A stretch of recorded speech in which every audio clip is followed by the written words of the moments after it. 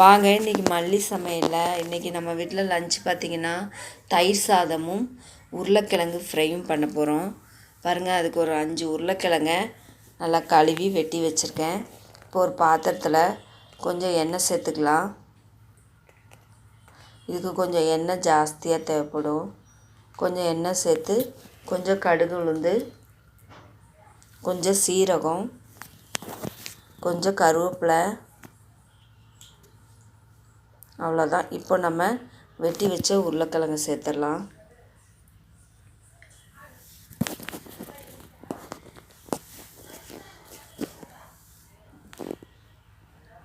இப்போ சேர்த்து இதை நல்லா வதக்கிக்கலாம். இது வந்து நல்லா சிம்மில் வச்சு நம்ம அடிக்கடி வதக்கி விடணும். பாருங்கள், நல்லா அடியில் பிடிக்கும். நம்ம அப்படியே விட்டுட்டோம்னா இந்த பிடிக்காத அளவுக்கு நம்ம அப்பப்போ கிளறி கொடுத்துக்கலாம். கொஞ்சம் மஞ்சத்தூள் சேர்த்துக்கலாம்.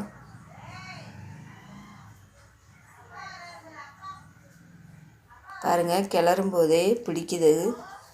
அப்படியே நம்ம பிடிக்காத அளவுக்கு கிளறி விட்டுக்கலாம்.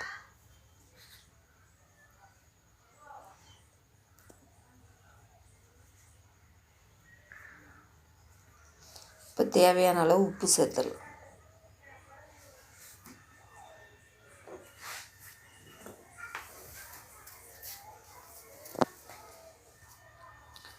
இப்போ கொஞ்சம் மிளகாத்தூள் நல்லா கிழங்கு வந்து ஓரளவுக்கு வெந்ததுக்கப்புறம் சேர்த்துக்கலாம்.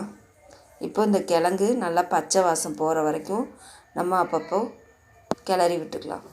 நல்லா முறுமுறுன்னு ஆகணும். இப்போ பாருங்கள், தயிர் சாதத்துக்கு சாப்பாடு வடித்து எடுத்துருக்கேன். வடித்து கொஞ்சம் ஆற வச்சு தான் எடுத்திருக்கேன். இப்போ அதில் கொஞ்சம் பால் சேர்த்துறேன். பால் பார்த்திங்கன்னா, இந்த பால் சேர்க்கும்போது தயிர் சாதம் நல்லா கொஞ்சம் கொல கொலன்னு இருக்கும். ரொம்ப ட்ரை ஆகாமல் இருக்கும். அதுக்கு தான் கொஞ்சம் பால் சேர்த்துருக்கேன். இப்போ இதில் பாலுக்கு பதில் நீங்கள் சுடு தண்ணி சேர்க்கறனா சேர்த்துக்கலாம். சுடு தண்ணி சேர்க்கும்போதும் நமக்கு கொஞ்சம் கொல கொலன்னு இருக்கும்.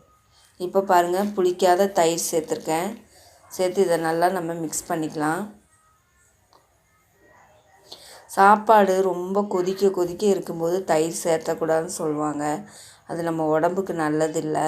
அதனால் முடிஞ்சளவுக்கு சாப்பாடு ஆற வச்சே நம்ம சேர்த்துக்கலாம்.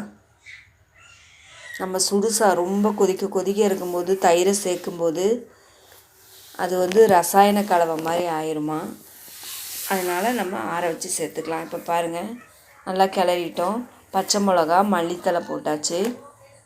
இப்போ தாளிச்சிடலாம். அதுக்கு கொஞ்சம் எண்ணெய், கடுகு, கொஞ்சம் கடலைப்பருப்பு, இஞ்சி, கருவேப்பிலை, ஒரு 2 காஞ்ச மிளகாய். நம்ம ஆல்ரெடி பச்சை மிளகாய் சேர்த்துருக்கோம். கொஞ்சம் காஞ்ச மிளகாய் சேர்த்துலாம் 2. இப்போ தாளித்து இதில் ஊற்றிடலாம். அவ்வளோதான், நம்ம தயிர் சாப்பாடு ரெடி ஆயிடுச்சு. ரொம்ப சிம்பிள் தான். பாருங்கள், சூப்பராக ரெடி ஆயிடுச்சு. நல்லா கொல கொலன்னு தயிர் சாப்பாடு ரெடி ஆயிடுச்சு. நல்லா மிக்ஸ் பண்ணிட்டோம். இது அப்படியே இருக்கட்டும். நம்ம அடுத்து உருளைக்கிழங்கு ரெடி பண்ணிட்டு வந்துடலாம். இங்கே பாருங்கள், உருளைக்கிழங்கு ரெடி ஆயிடுச்சு. நல்லா மொறுன்னு ரெடி ஆயிடுச்சு.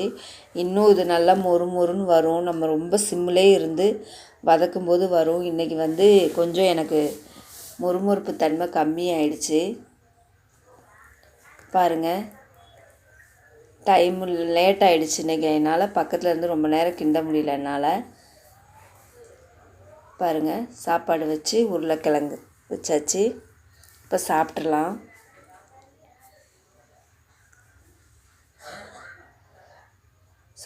தயிர் சாப்பாடுக்கு உருளைக்கிழங்கு சூப்பராக இருக்குது. நீங்களும் ட்ரை பண்ணி பாருங்கள். அடுத்த வீடியோவில் பார்க்கலாம். தேங்க்யூ.